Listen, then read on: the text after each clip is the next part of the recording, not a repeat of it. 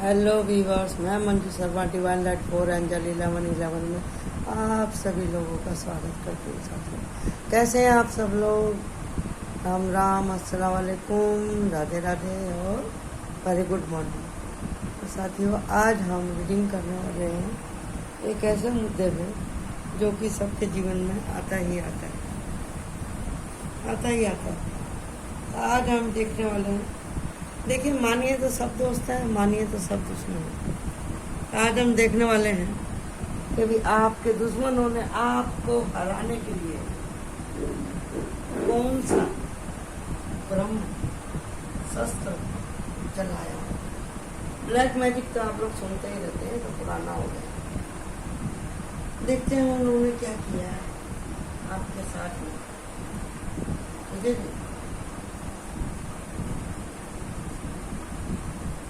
आपके दुश्मनों ने आपको हराने के लिए कौन सी साजिश चली है।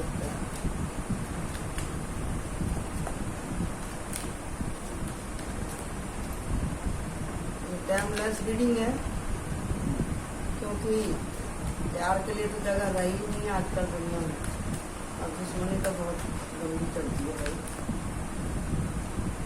क्योंकि हर कोई आदमी नहीं चाहता है बात बताने। ठीक है ना जी? नहीं आ रही होती, तो पूरी जोर से बोल रही हूँ। थोड़ी सी तबीयत मेरी ऐसी हो रही है। अरे वाह, एक साथ कार नहीं करने लगा। इसे कहते हैं यूनिवर्स का हाथ। बहुत दिन से प्रार्थना कर रहा भगवान से, भगवान मुझे न्याय चाहिए। प्रार्थना कर रहा है बहुत दिनों से। तो देखते हैं उन्होंने क्या किया है। ये तो है ही है उनका खास। दिन टूटा, आपको मेहनत बेकार हुई, काम कर करके आप परेशान हुए, मेहनत आपकी बर्बाद हो गई। कदम कदम पे आपको नीचे दिखाया गया, कदम कदम पर आपको इतना ज़्यादा चला गया है कि बस पूछो।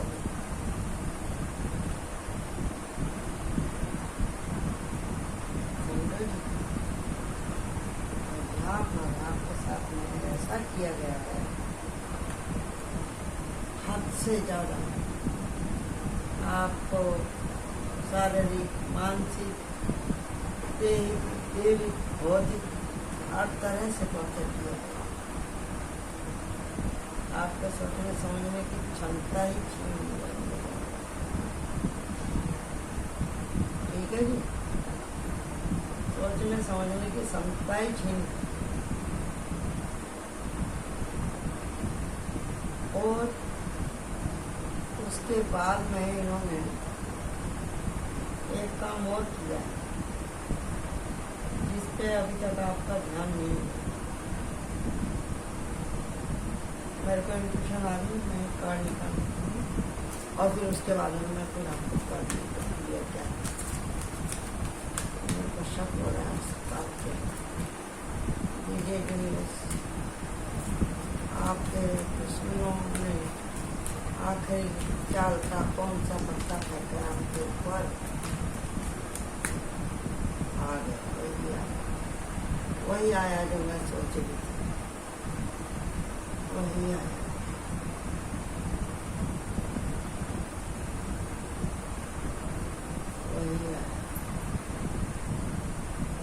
हो गया यहाँ पर आखिरी। देखिए जी, आपके दुश्मनों ने आपको दिल को तो एक बार नहीं, 2 बार नहीं, 3 बार खूब हार्ट किया है। आपकी मेहनत पे पानी फेरा है और आप काम कर कर के थक गए। दुश्मनों की तो साजिश थी और साथ में आपका समय भी थोड़ा डाउनफॉल चल रहा था और अभी तक चल ही रहा है। समझे जी? अभी तक भी आपका समय बराबर नहीं आया। जो भी आप काम करना चाहते हैं, इतनी हिम्मत नहीं रही अभी आपके अंदर कि आप सामना करो, क्योंकि चूस लिया उन्होंने आपको। चूस लिया है, इतना ज़्यादा आपको विरक दे दिया है। यहाँ पे आप देख रहे हैं सूरज और चंद्रमा दोनों ही खराब है। जब जब आपके सूरज चंद्रमा खराब होते हैं ना, राहु केतु शनि तो बाद की बात है। वैसे तो हर ग्रह हर राशि में एक जैसे नहीं होते, और ग्रह नक्षत्र जो होते हैं उनकी भी अपनी एक आभा होती है। आदमी ग्रह में ही पैदा होता है और ग्रह में ही मर जाता है। सब कोई अपनी डिस्टिनी लिखा करके आया है कि उसको यहाँ पर संसार में रहना, क्या करना नहीं करना, क्या उसका चैलेंज है, कौन सी साइकिल उसे पूरी करनी है, किसका कर्ज लेना है, किसका कर्ज देना, सब कुछ पहले से डिसाइडेड है। अब कोई आपको इस जन्म में परेशान कर रहा है तो सोच लो कि आपने इससे पहले जन्म में कुछ किया होगा। अगर आपको लग रहा है कि भैया मैंने तो ऐसा कुछ किया ही नहीं, तो हमको अगले पिछले का क्या याद है। तो एक लिमिट तक आप उनको जवाब दो और उसके बाद में माफी मांग लो, भैया हमारा पीछे बचने की कोशिश करो, किसी के मुंह लग नहीं चाहिए। इससे क्या आपका कर्मा बढ़ता है। करो तो विराट पार करो, फाइनल करो, समझे ना? ऐसी बात। बीच का रास्ता तो बड़ा खतरनाक है। ये पकड़ छोड़ करते रहेंगे, कभी हम बुरे नहीं बनेंगे, और मन में तो खटास भरी पड़ी है, ऊपर से हाय हेलो कर रहे हो, वो तो और भी ज़्यादा खतरनाक है। वो वातावरण और भी ज़्यादा खतरनाक होता है, समझेगी? रिस्क तो हर जगह है, घर में भी है, बाहर भी है, हर जगह कंपटीशन होता ही रहता है। कंपटीटर भी आपको मिल जाए, समझे ना? जब सूर्य चंद्रमा खराब होता है, सूर्य खराब रहेगा तो आपकी तबीयत खराब होगी, आपके काम नहीं बनेंगे, आपका नाम जस सब मिट्टी में मिल जाएगा,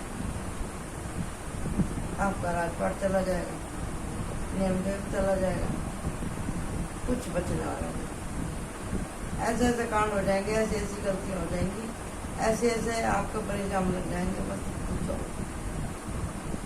ऐसी है चंद्रमा। जब आपका चंद्रमा खराब रहेगा, आप सोचने समझने के लायक ही नहीं रहेंगे। अंडा बंडा आप बोलना चालू कर देंगे, अपने आप को इंसिक्योर फील करेंगे, 24 घंटे आप इमोशनल रहेंगे, 24 घंटे आप मरने की सोचेंगे, लड़ने की सोचेंगे, पानी से डर लगेगा आपको, हर टाइम सैड म्यूजिक सुनने का। ये सब आपके हाथ होती है उन लोगों की जिनके सूरज चंद्रमा खराब होता है।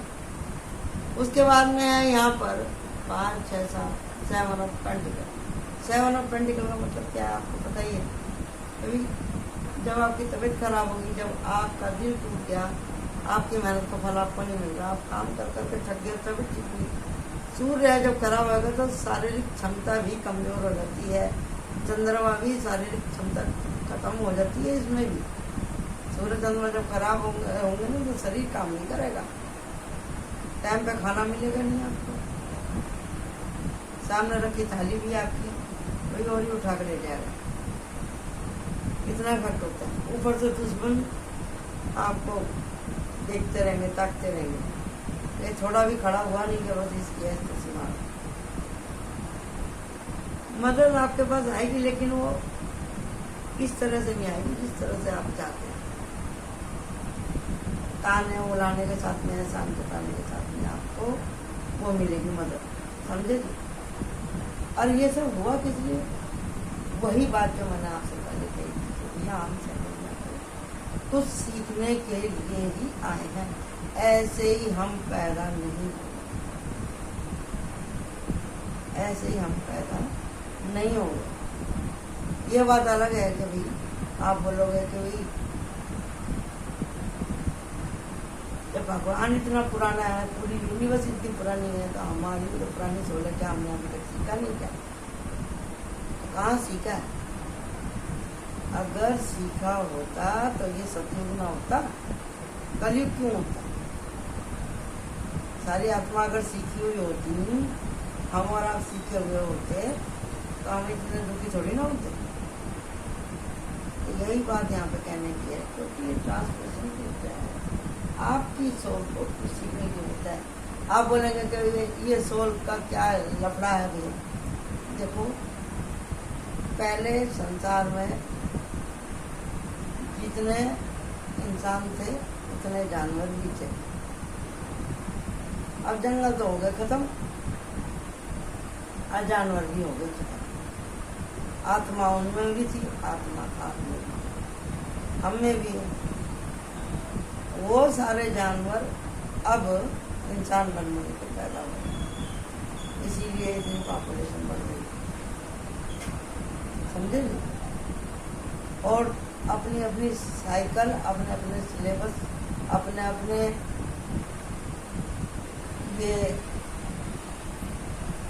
क्या होते हैं टारगेट को पूरा करने के लिए आत्मा दोबारा से धरती पर जन्म ले रही, लेसन सीखने के लिए।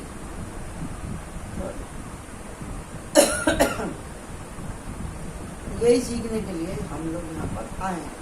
तो आपके दुश्मनों ने आपके साथ में क्या किया, आपके दुश्मनों ने ऐसा किया है क्यों? बोले कि अगर हम इसे काम ठप करा देंगे तो ये कैसे न कैसे काम खा लेगा, समझे। अगर इसकी तबीयत खराब हो जाएगी, रोज नहीं जाएगा, तो 15 दिन में भी जाएगा तो कुछ कमा ही लेगा। शरीर इसका चला जाएगा तो समझो कुछ गया। लेकिन आखिरी पत्ता जो ये यहाँ पे निकल के आया लास्ट में, होता है ये बच्चों का। तो दुश्मन जो है आपसे उम्र में ज्यादा है, यहाँ उम्र में ज्यादा है। ये भी हो सकता है कि कोई आपके घर परिवार का हो, आपके जान पहचान का हो। जैसे होता है सास बहू ससुर जेठ जेठानी, ऐसे हो जो पद वाला हो, कोई ऑफिसर हो जहाँ आप जॉब करते हैं, मतलब उम्र ज़्यादा है।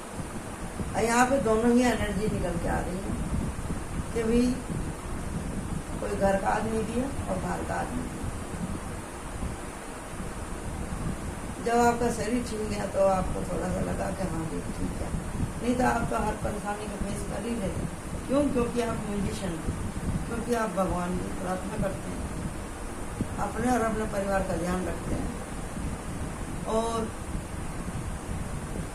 आपका दिल इतना भरा हुआ है, आप खुद भी हील होते हैं, दूसरों को भी हील करते हैं।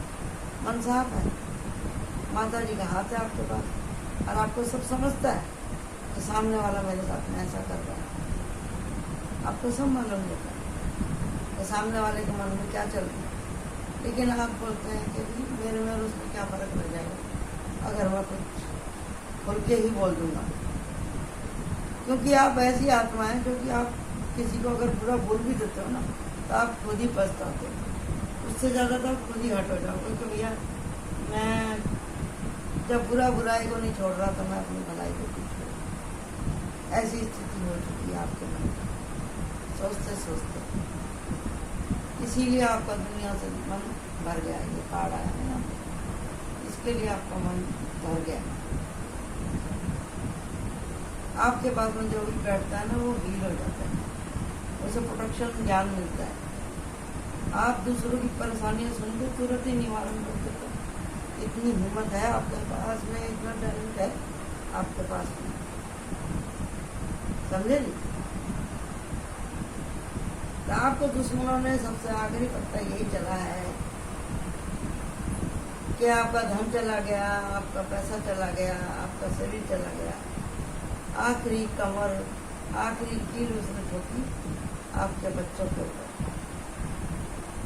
किसी का घर बर्बाद करना हो तो उसके बच्चों को बुरी लत लगा दो, उसके बच्चों को कोसो, उसके बच्चों को गालियाँ दो, उनके बच्चों को बदनाम करो, उनके बच्चों के लिए हमेशा बुरा बुरा कहो, तो वो आदमी फेल हो ही जाएगा। और इसने तो ऐसा किया है आपको बुरा बनाने के लिए, आपके बच्चों से बेइंतहा प्यार किया, बेइंतहा दिखावे का एक भी ऐसा कोना नहीं छोड़ा जहाँ उसने आपके बच्चों के शरीर, मन, दिमाग, सोच पे हथियार ना चलाए, उनके सोचने समझने की शक्ति ही खत्म कर दी। माँ बाप उनको दुश्मनों के जैसे दिखाई, ऐसी ही बच्चों की सोच होगी। तो आपके दुश्मनों ने आपकी कमर तोड़ी है, आपके बच्चों का बुरा चाहकर, आपके बच्चों को बैठबाजी कराकर, बैठबाजी करके, आपके बच्चों को शराब के, आपको शराब के, आपकी गाड़ी पीछे करी है। लेकिन ये अब आप देखेंगे कि जीवन कितने साल का है आज के जमाने में, 50-60 साल की। जैसे जैसे आपकी आधी उम्र होती है और पैसा आता है और जाता है, मूड आदमी के चेंज होते हैं, जीवन में बहुत सारे माहौल बनते हैं जिंदगी में। कोई पैदा होता है आपके घर में, कोई मरता है, उसका भी असर आपकी सोच पर होता है। पैसा आप कितना कमा रहे हैं उसका भी आपके ऊपर फर्क पड़ता है। और जी फर्क पड़ता है आपके ऊपर इस बात का कि भी आपके घर में अब बचा क्या है, कैसा माहौल है, आपकी तबीयत कैसी है, क्या कर्जा है, कर्जा नहीं है, क्या लेना नहीं देना, आप कैसी स्थिति में गुजरे, लोगों ने आपका साथ किया कि नहीं किया, ताने मारे, उड़ाने मारे, वो सारी बातें आपके दिमाग के ऊपर असर करके आपको फेल करने की कोशिश करी गई है। लेकिन आप कभी भी फेल नहीं हुए, आपका काम स्लो हो गया, आपकी बढ़ंतरी रुक गई, वो अलग बात है। लेकिन जो आपका दिल का सुकून था ना, वो उन्होंने नहीं दिया। क्योंकि इतना दुख उठाते उठाते भी आप जब लोगों से मिलते थे तो हंसते थे, मुस्कुराते थे। तो यही उनको तकलीफ दे गई बात आपके दुश्मनों कि हम इतना इसकी नाक में दम करते हैं, और बाहर जब 2-4 आदमी और तो में अगर ये आदमी बैठेगा तो खुश रहता है, और औरत बाहर बैठेगी 2-4 औरतों में कोई औरत खुश होगी। तो ऐसा करो भैया, इसके बच्चों को ही बर्बाद करो। उन्होंने ऐसा किया, घर भर की बुद्धि चेंज हो गई, माँ बाप की बुद्धि चेंज हो गई और बच्चों की बुद्धि चेंज हो गई। एक छत के नीचे रहना मुश्किल है। तो मेरी शक्ल मत देख, मैं तेरी शक्ल नहीं देखूं। लेकिन इतना शुक्र है कि ये जो परिवार है, इस परिवार का जो मुखिया है वो थोड़ी बहुत पूजा पाठ करता है। यहाँ पर इनके एंसेस्टर का हाथ है इनके सर पे, और माता जी का हाथ है इनके सर पे, और ये खुद भी बहादुर है। ये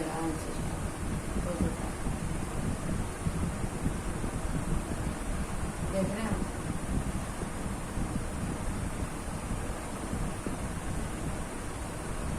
तो ये जो है, अब मैंने जैसे आपको बोला था कि 50-60 साल की उम्र है, जब आधी उम्र से ज्यादा तो आपकी निकल ही चुकी है भाई, चैलेंज समझे जी। अब बस थोड़ा सा ही समय बचा है, उसके बाद में आपके चैलेंज सब खत्म हो जाए। क्योंकि आप हैं एक म्यूजिशियन, आपके ऊपर आपके पितरों का हाथ है, माता रानी का हाथ है, आप खुद भी हील होते हैं, दूसरों को हील करते हैं, ऐसी आपकी ऊर्जा है। तो आपके जो अच्छे कर्मों का फल आपको मिलेगा जरूर, देर से मिलेगा, लेकिन टिकाऊ मिलेगा, अच्छा मिलेगा। जिन लोगों ने भी आपके साथ मनगढ़ंत किया है, वाइट मैजिक, ब्लैक मैजिक, आपके बच्चे आपसे दूर करके सब कुछ कर दिया, उन्होंने सब कुछ कर दिया, वो उनकी इम्तहान थी। लेकिन इम्तहान के ऊपर एक बेइंतहा दी, बेइंतहा कौन? वो ऊपर वाला जो सबको ऊपर से देखता है, वो सबके दिल की जानता है। आप अपने दिल में 100 दरवाजे बना लो तो भी आपकी रूह में बैठ के वो आपको मजबूर कर देगा कि आप अपना सच को बोलते हैं।